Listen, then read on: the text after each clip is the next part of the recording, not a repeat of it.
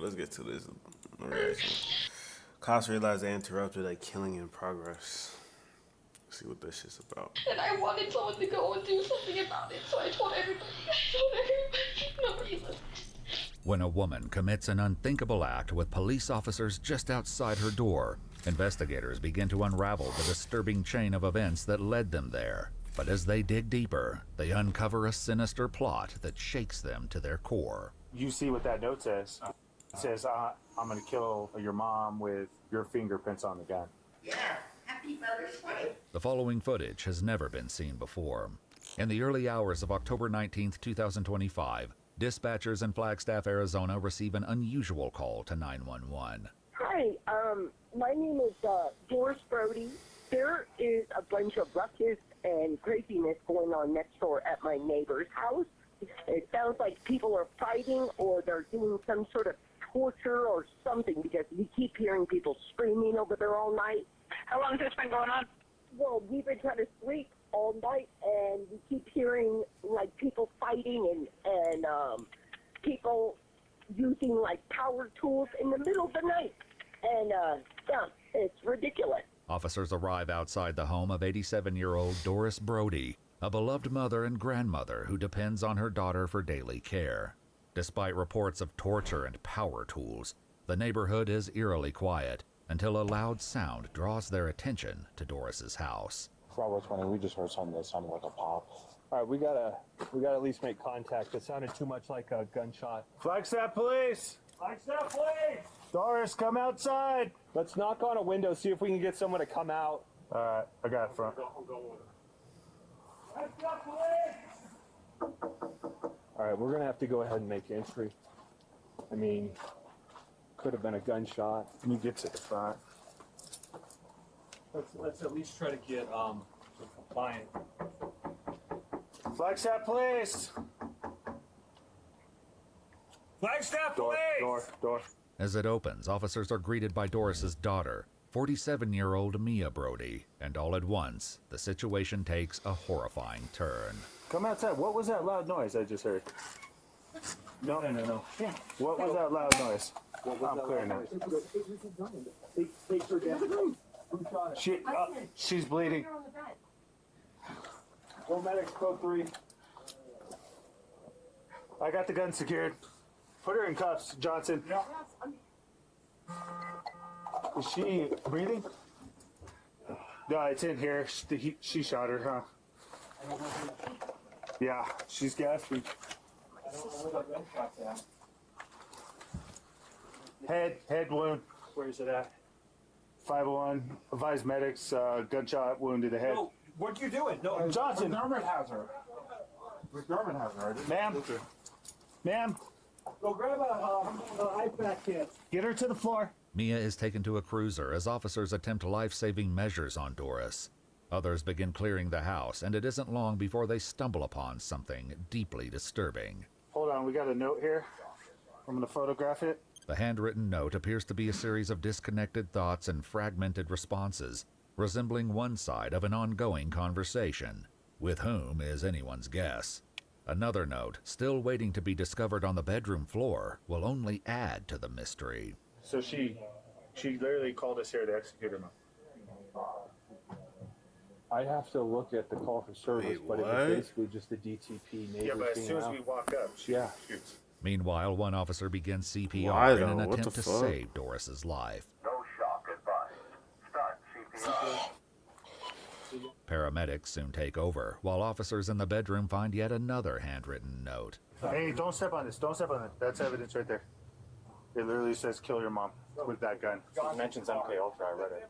Yeah, you saw it? Yeah. Okay. We literally heard this happen.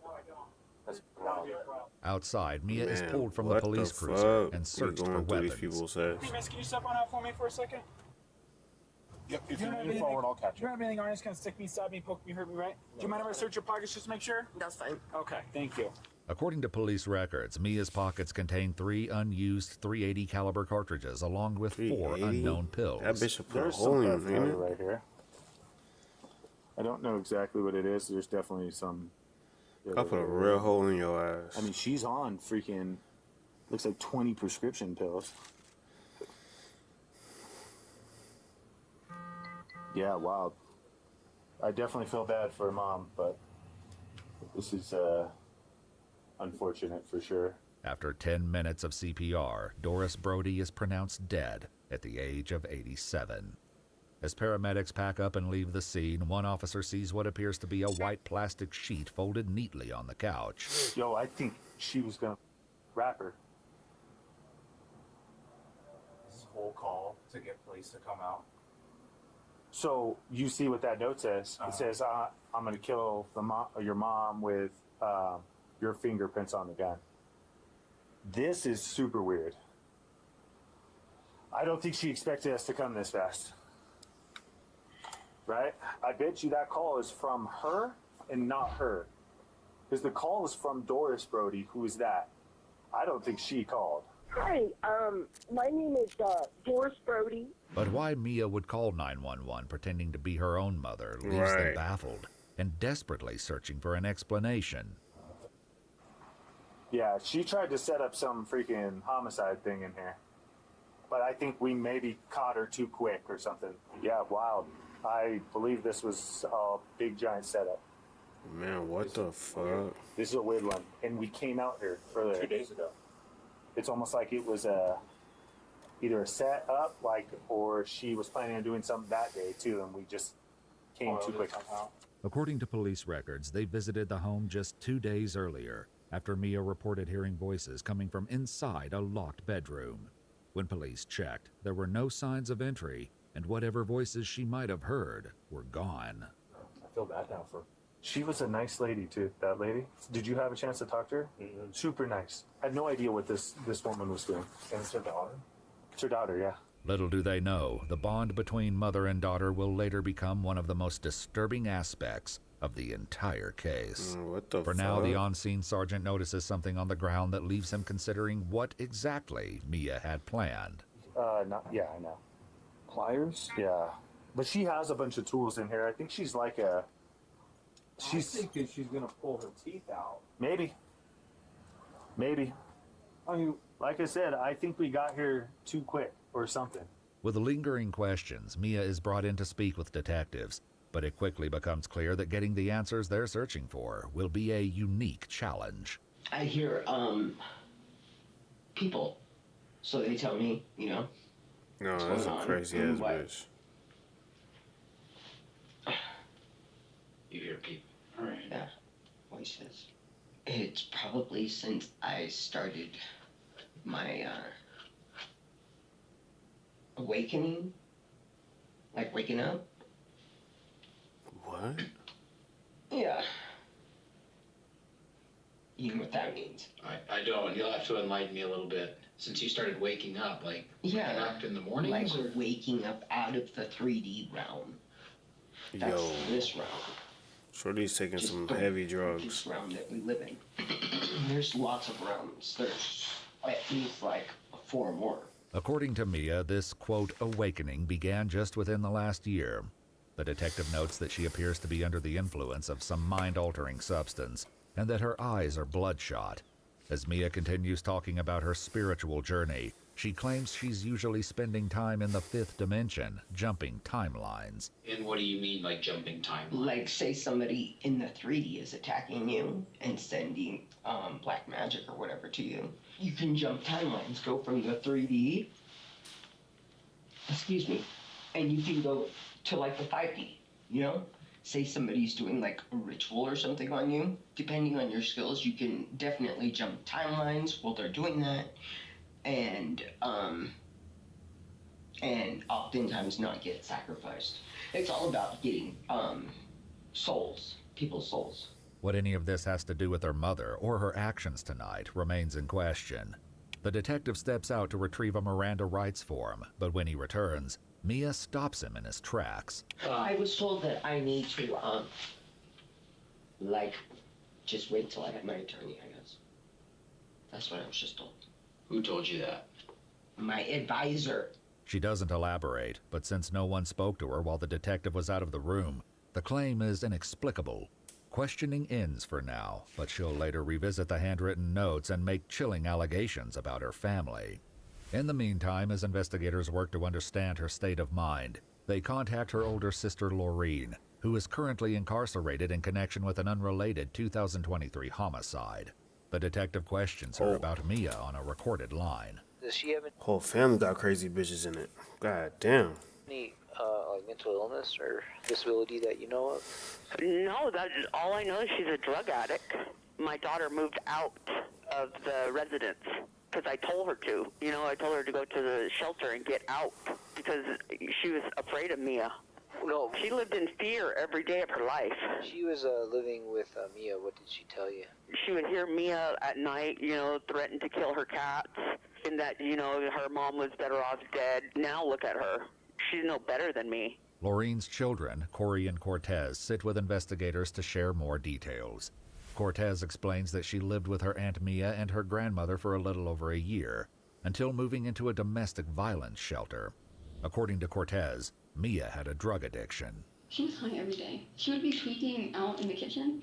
So when she would get high, she would get really paranoid and she would run around the house all night. She would be doing that, like wide awake, and she'd be walking around the house, looking like out the windows, like freaking out. Yeah. Being like, someone's outside. She would come and wake up my grandma and like tell my grandma like, someone's outside, someone's doing this. My grandma would like get upset with her. Cortez shared with investigators 2 Snapchat videos, and while the first recording contains no audio, she describes the look on her grandmother's face. At some point, my grandma got so desensitized to how Mia acted that she would just try and ignore her. Like in the videos, you could see she just stares off into space while Mia's screaming at her. In the second Snapchat video, the altercation takes place between Mia and Cortez, while Doris can be heard attempting to calm the explosive interaction. I haven't been messing with anything, Mia. Everything that is wrong with your life is your own problem, and you need to... Got you. Oh, go ahead, keep yelling. Hey. No, keep yelling, come on. Oh, your dad. My dad? What, that you wanted to... Get the... Go away from me! Go ahead, do something.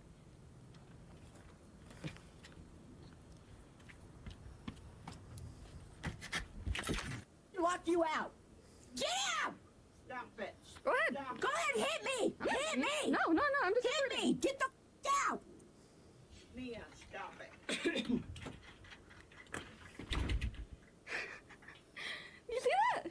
I just told her to stop yelling at you. It was just getting worse and worse because Mia would be screaming at my grandma, and I would come out and I would defend her, and then she would turn on me and get mad at me, and then it eventually got to the point that I left, and I just thought, oh, I just left her there. After Cortez moved out of the home, she obtained an order of protection against Mia. In her plea to the judge, she wrote about several shocking incidents, including threats against her cat, and claims that Mia put glass shards in the animal's litter box. She goes on to claim that Mia is violent, aggressive, and verbally abusive toward both her and her grandmother. Mia's sister adds to these claims. She's extremely dangerous. She's good at manipulating. She is the best manipulator I've met in my life.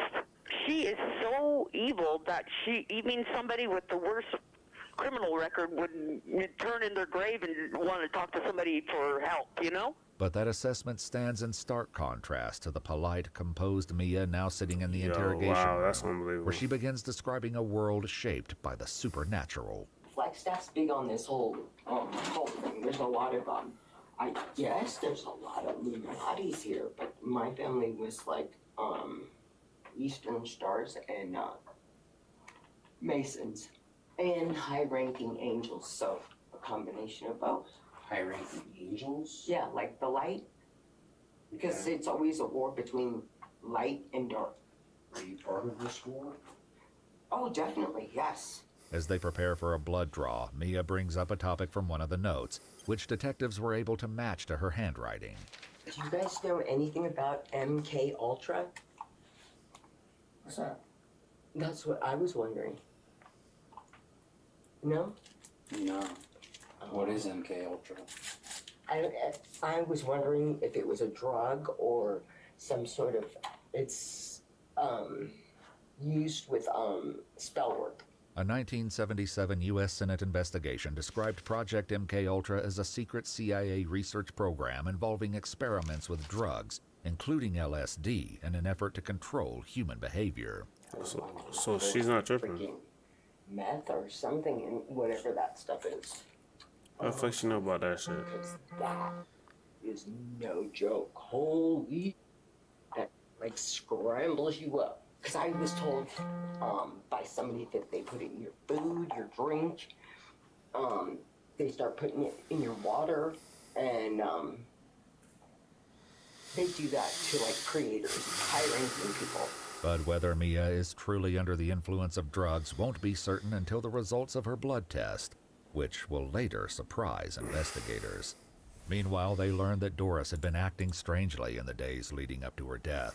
She called her daughter Debbie, and what she said left her concerned. She made the comment that her and Mia were afraid that somebody was going to kill them, that whomever this individual was going to kidnap me, torture me slowly, watch me die.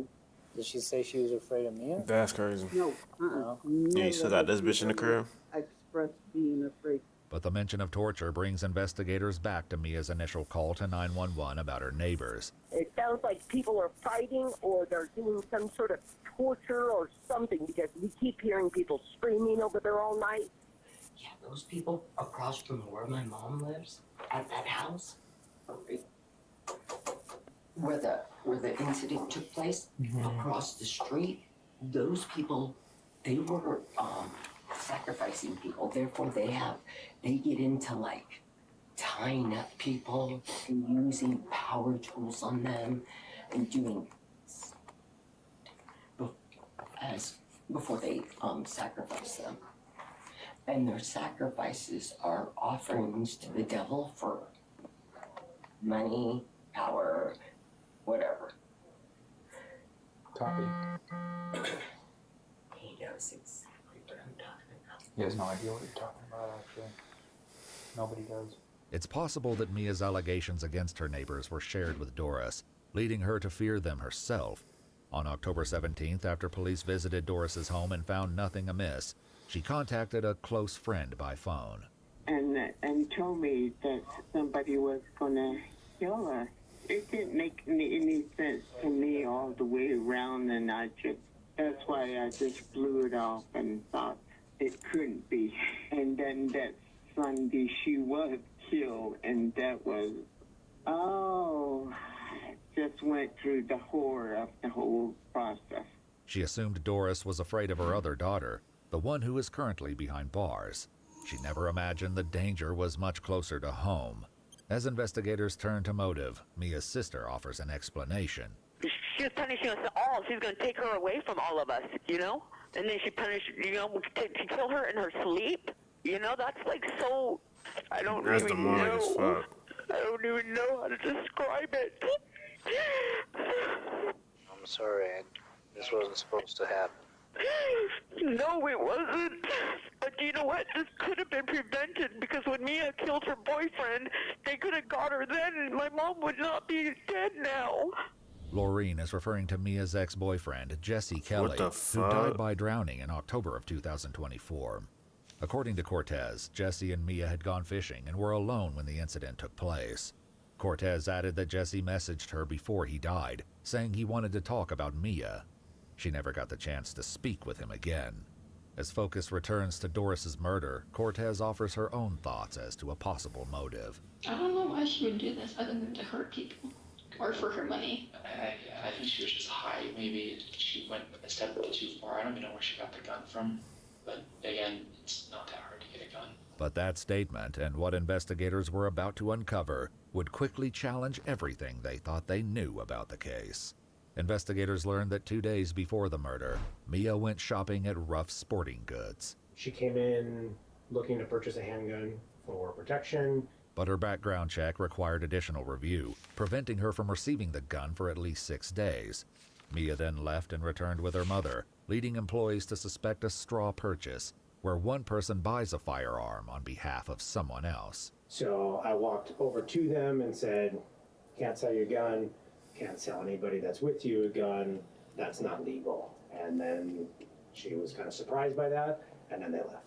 As they were leaving, I heard her tell her mom, like, oh, I guess it's illegal or something. After being turned away, Mia and Doris went to a different store. What happened next would leave investigators in complete and utter shock. After receiving some help from the staff, Doris is shown a firearm and even allowed to hold it and pull the trigger. Oh, wow, that's cute. That's cute. There's no such thing as cute. We probably did, yeah, something like that. I don't need one like this. You need it for your house. The 380 is it coming door, so then it's something covered with this. This is a security 380 right here, so this one's 380 as well. It's a little bit easier to manage. Oh, see? Try that one. Wow, she's getting her own mom to buy a gun to kill her mom. Wow, that's so fucking sad, dog. That one, yeah. Crazy, but you'll never know a bitch crazy. She out in public. Take you practice shooting. I'll buy you a Mother's Day gift. These guys are all getting it together. Considering what happened to Doris just 2 days later, Mia's words are haunting. According to the staff, Mia showed no signs of intoxication or any other altered state of mind as she encouraged her mother to find the perfect firearm for self-protection. She eventually settled on one Doris seemed to like, a Ruger Security 380. So we would probably go look at that one for her. Yeah. 15 round capacity. Sweet. Yep. Yeah. Happy Mother's Day. Great Mother's Day present. We ain't gonna get into her house or in her yard. So I just need that information filled out, and then we will go from there. Did she fill out the form herself? I think the daughter filled it out because the mom was having trouble with the iPad. But I told her, you know, hey, she has to actually answer these questions and, you know, stuff like that. And then when it comes time, she has to be the one to sign the paperwork. Though Mia paid for the firearm herself, describing it as a Mother's Day gift, Doris's signature finalized the purchase of the very gun used to kill her just 2 days later. During the transaction, Mia appeared coherent and grounded in reality. But as she's fingerprinted in the interrogation room, that begins to change. What is that thing on your thumb? What is it? You did that. No, I mean like it's... Well, I'm not human for one, so it could be anything. Did you ever burn your thumb? Maybe. That bitch got holes in her face like George Lopez and shit. Possible. Crazy ass bitch. Because I regenerate like a lizard's tail. And as investigators speak with her sister from jail, they begin to suspect that her apparent delusion may be an elaborate act. Now, do you think Mia's like capable of planning something like this, or Absolutely. you don't think it's just like her being crazy and? No, she's not. She's incredibly smart. So she's not. No, she's not. So you think she's pretty intelligent? Yes, absolutely. She went to college. She has a college degree. What's her degree in? Sociology. Okay, so you don't think this was just her being crazy and decided? No, absolutely not. Shorty has a whole With her degree. sister insisting Mia was intelligent and of sound mind, investigators again consider whether drugs may have fueled her actions. But in a shocking twist, the test reveals no substances in her system beyond prescribed medications. As the call continues, Laureen considers the upcoming family reunion. She's going to end up here. That's what scares me. You know what I mean? Oh. Yep. Would that be a problem? I'm going to be on a different yard by the time she gets here. But it doesn't sit well with other inmates, you know, that people that go and kill their moms. No, I assume. Yeah, I don't see. They're like baby killers, you know? But with Mia still refusing to discuss her mother's murder, critical questions remain. What, if anything, did she intend to do with the plastic sheet and pliers found at the scene? Why did she impersonate Doris during the 911 call? And when she bought the gun, did she already know she would use it against her own mother? As those questions go unanswered, Cortez is left grieving an outcome she believes could have been prevented. I was just thinking about it, and I was like, I felt so unsafe there. And I was remembering how she treated my grandma, and I was just filled with anxiety. For weeks, I was just freaking out because I was like, I left her there with her, and I wanted someone to go and do something about it. So I told everybody, nobody Cortez later created a GoFundMe to help cover Doris's Damn, funeral bro. expenses. Remembering her grandmother, she wrote, "She was such a sweet and loving soul. She brought warmth into every room she went into." According to court documents, 46-year-old Mia Brody has been charged with first-degree murder with premeditation, and her case remains ongoing. Watch our full videos as they were originally made, with no randomly muted words or details cut. We've also dropped brand new EWU videos available. She's fucking evil.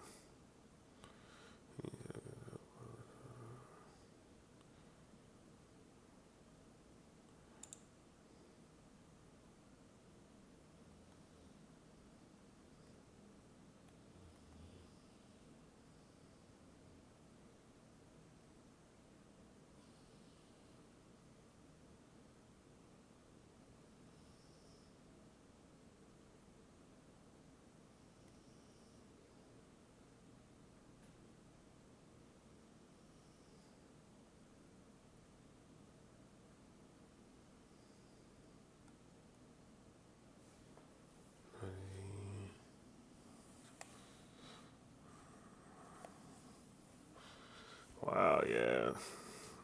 That is facts. Imagine living 90 years only to be taken in an unimaginable violence perpetrated by your own child, no less.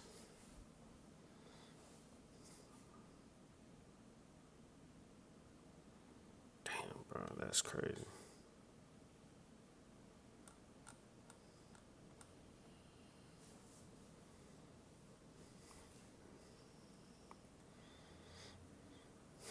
I'm about to end